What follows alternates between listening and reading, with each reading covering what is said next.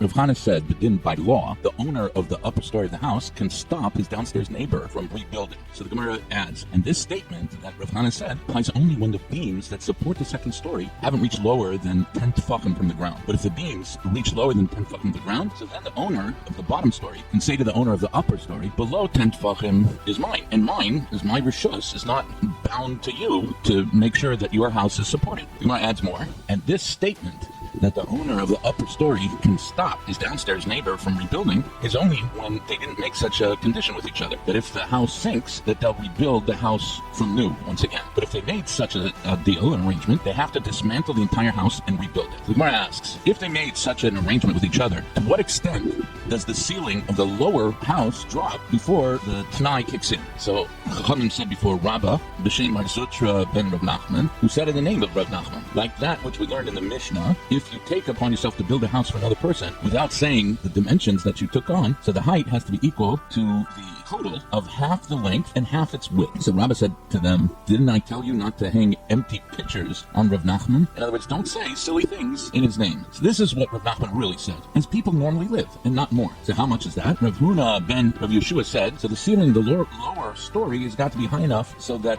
a person could bring in bundles of reeds of the kind that they make in mechuzah, and to be able to turn around. The Gemara further says that a certain man built a wall outside the windows of his neighbors. The neighbor said to him, you're blocking my light with your wall, and you're darkening my house. So the person who built the wall said back to him, okay, I will seal your windows here and make new windows for you in your wall above the wall that I'm building. So the neighbor said to him, so you're going to damage my wall if you do this. So the one who built the wall said, I'll knock down your wall until the level of the windows and then rebuild it, and then I'll make windows in the new part of the building above my wall. The neighbor said, a wall that's old at the bottom and new at the top won't last.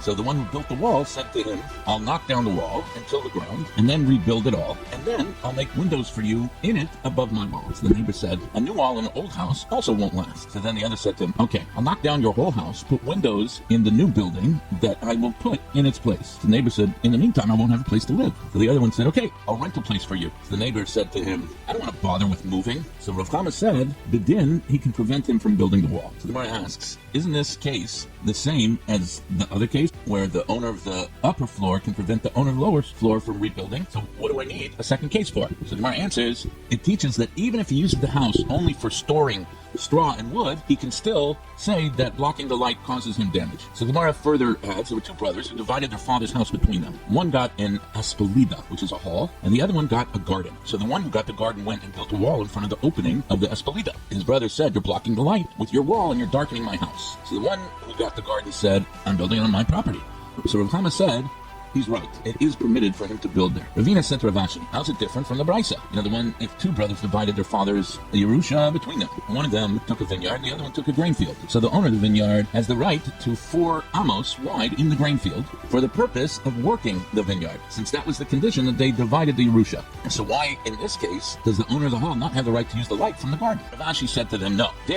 The reason why it works is because they made an assessment as to the value of the field, of the different fields, and it was compensated. So they took the work area into account. But here, they didn't do that. So Ravina asked, so what did they do here? They didn't make an assessment? Are we dealing with silly people?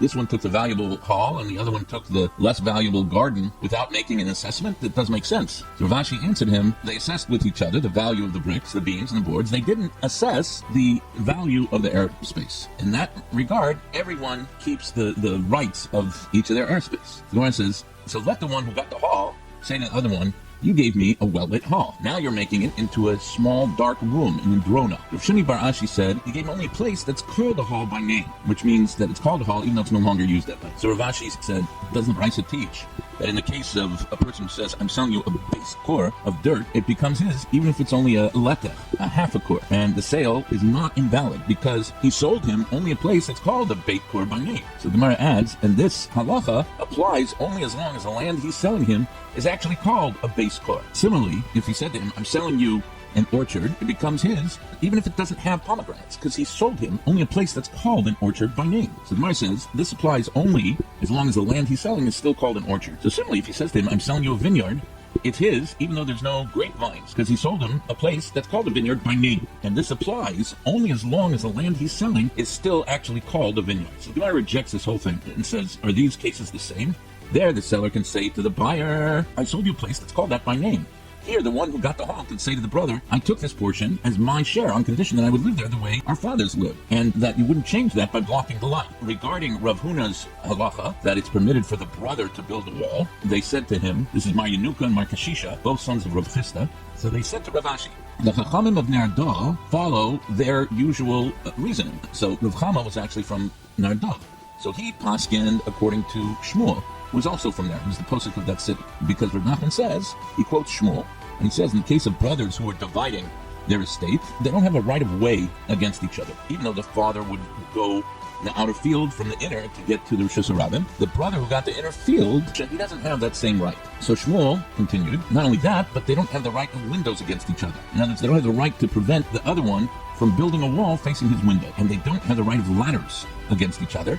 That is to put a ladder on the other person's property to get to his own property. And they don't have the right of making a water channel against each other. And you have to be careful with these because they are established halachas. So Rava says the brothers do have all of these rights. Rav Chama agrees with Shmuel that each brother can do as he pleases with his own property without the other one stopping him from doing anything. Since Rav Chama's rulings are mentioned, the Gemara now brings down other halachas in his name. So there was a promissory note that orphans got from their father that said that somebody owed them money, against which, he brought a receipt by the borrower saying that the debt was already paid. So Rav Chama said, you can't use that note to collect the debt for the orphans, nor are we allowed to tear it up. So Gemara explains, you can't collect the note because a receipt was produced, but you can't tear up the note because maybe when the orphans grow up, they'll be able to bring a proof that it was a forgery and they can undo it.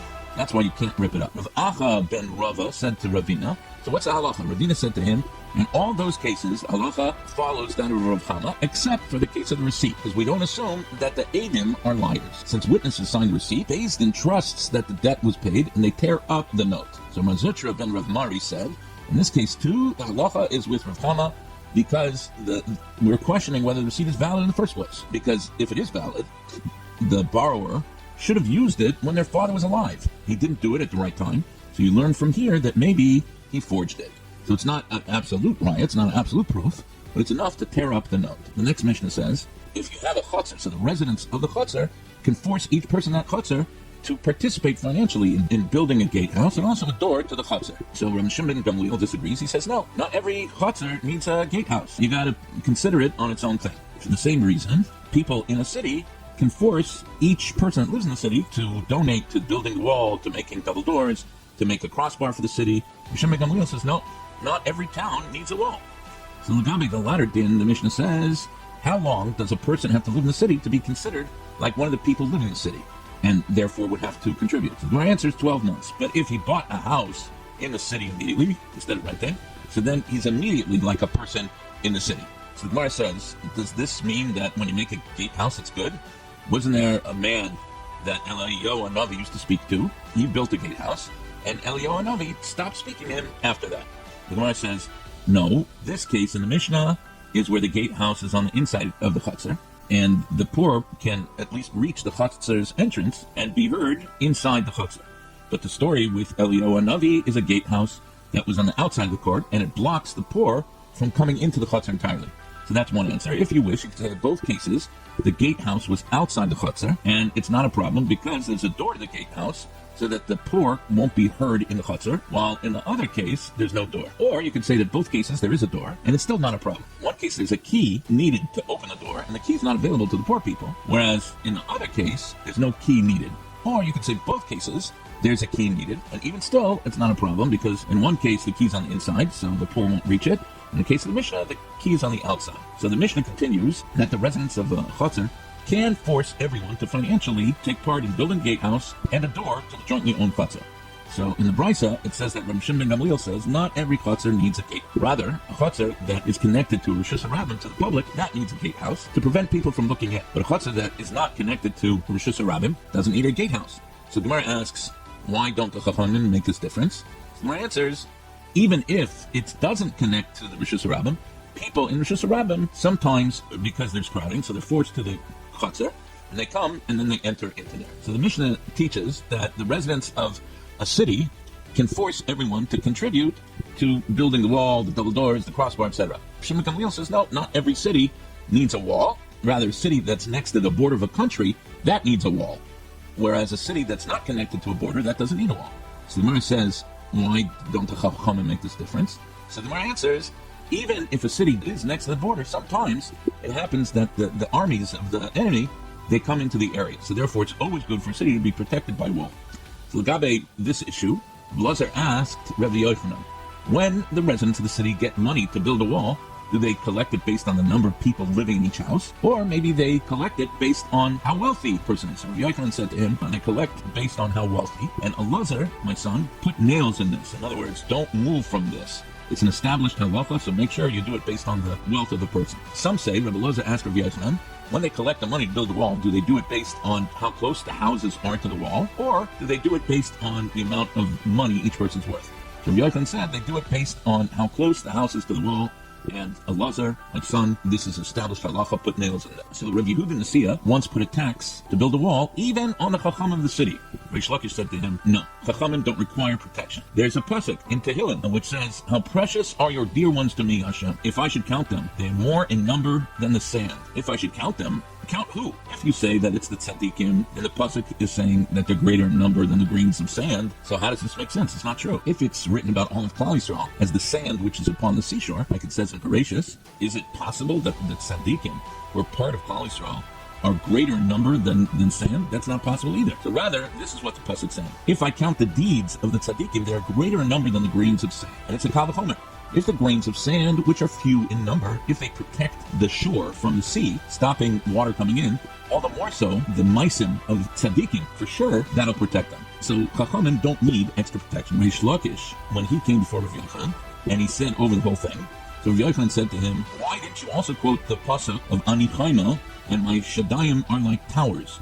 Which means, I'm a wall, that's Torah, my shadayim are like towers, these are the Talmidei Chachamim. So towers don't require extra protection? So the Gemara says, Reish Lakish, who didn't quote the pasuk, he mentions the pasuk the way Rava did, that Ani Choma, this is Knesset Yisrael, and my shadayim are like a migdal, these are the shuls and batei midrashim.